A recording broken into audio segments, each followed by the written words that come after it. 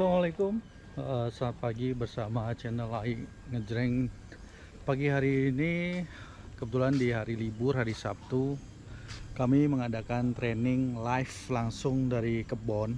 Jadi tidak hanya teoritis tentang bagaimana cara menanam hidroponik, tetapi di sini langsung praktek di kebun. Jadi bagi teman-teman yang ingin training hidroponik, bagaimana cara menanam sayur bayam merah, bayam hijau, kemudian kangkung, selada keriting, sampai panen, sampai bisa dikonsumsi buat rumah tangga masing-masing. Anda bisa ikut training bersama kami di FoFarm langsung dari kebun. Jadi Anda bisa melihat langsung secara live untuk di kebun. Nah, saya ajak langsung hari ini bagaimana live training di hidroponik, nanti langsung praktek dan pulang langsung bisa. Yuk kita saksikan, let's go.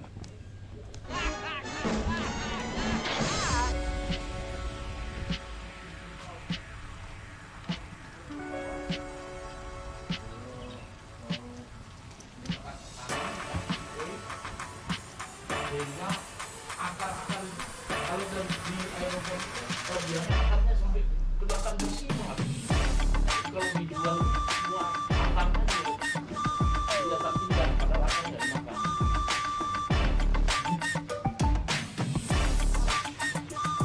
Lalu yang terakhir adalah sistem TPS.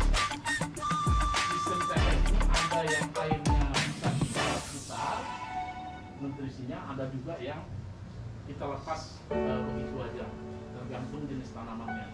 Biasanya kalau untuk jenis tanaman yang berumur panjang, kira-kira 90 harian, itu banyak menggunakan nutrisi yang dilepas, tidak diputar ulang.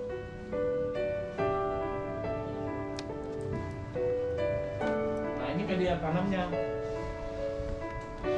Di dalam kit kita itu udah kelihatan ada rockwool, tapi ada juga yang menggunakan arang sekam, ada yang menggunakan hidrogel, ada yang menggunakan hidroton maupun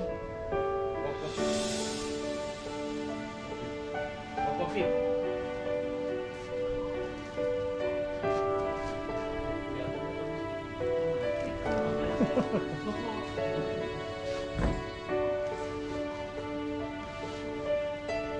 Kalau kita punya keraguan dengan unsur kimia yang terdapat di rockwool, ya, sehingga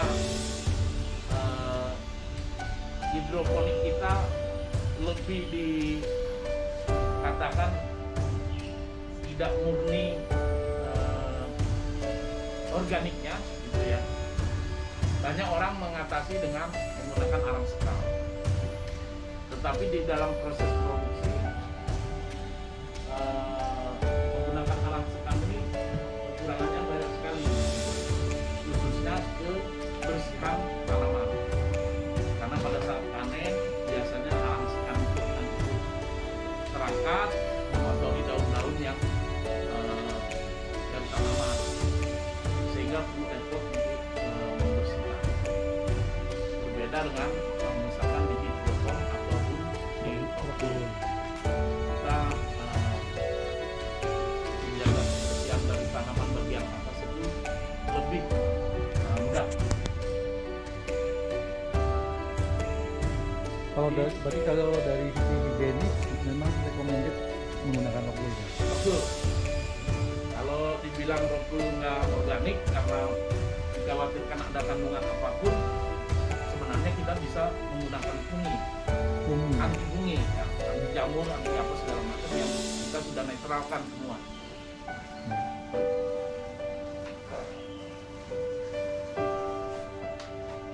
Nah, setelah media tanam, nggak ada pertanyaan dari si Nabi, kita masuk ke unsur hara ya. Saya tanya dulu. Ya, Bang. Oh, saya nggak berani tadi ke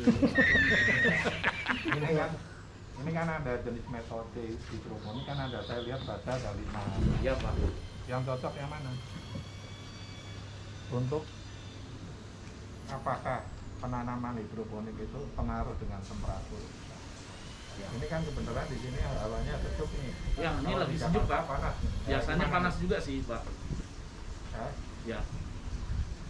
Jadi yang cocok apakah harus temperaturnya lembab ataukah harus yang kering panas? Apakah di sini sama dengan kalau saya membuatnya di pantai? Di rumah, di pantai.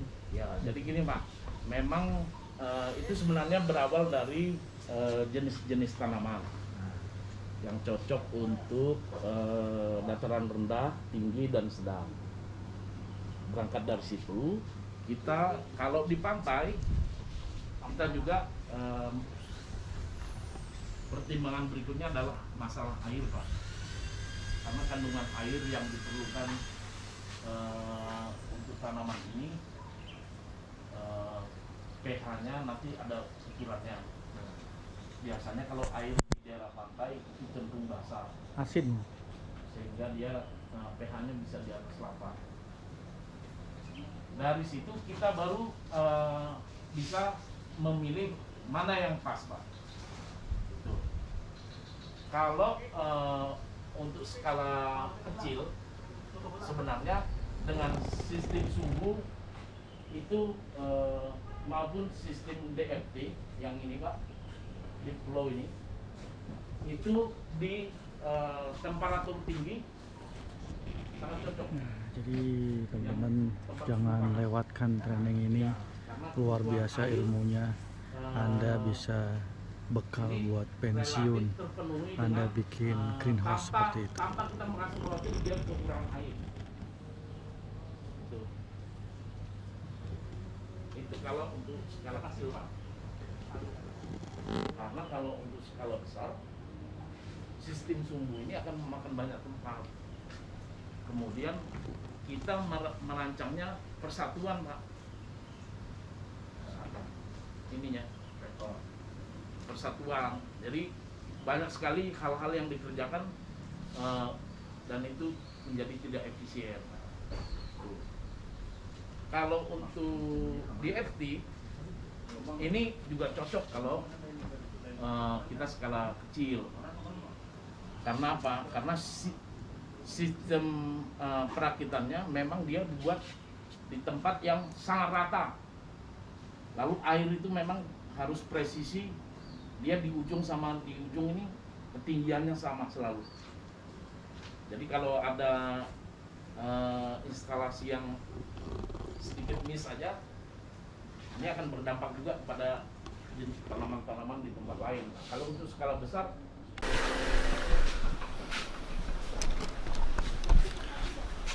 Halo, assalamualaikum warahmatullahi wabarakatuh. Di hari libur, hari Sabtu, buat teman-teman semua yang belum ada kegiatan bisa ikut training di Divo Farm, training hidroponik langsung dari kebun.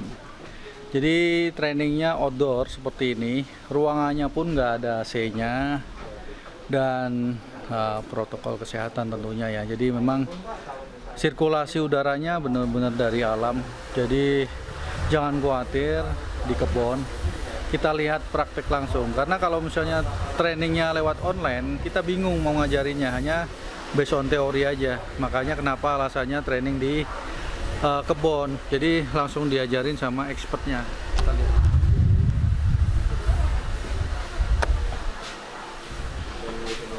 Mereka lagi meracik nutrisinya. Ya, makanya alasan kenapa on board Pak ya di kebun ya. Betul. Kalau online kan susah ya Agak ya nggak dapat feel prakteknya. prakteknya. Oke, kita lihat langsung untuk training skill langsung.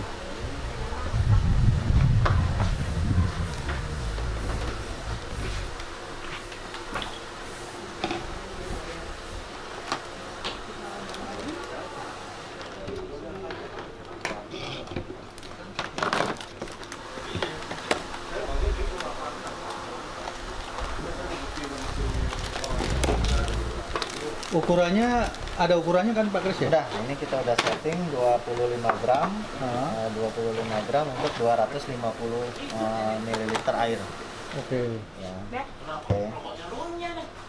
Dan lalu kalau kita mau coba bikin dulu di sini Pak untuk ininya airnya sedikit yang Bapak ini Kita keluarin. ya keluarin ya ini airnya ini kebetulan kalau udah saya ukur untuk ukuran ini kurang lebih dia itu 5 liter air Pak.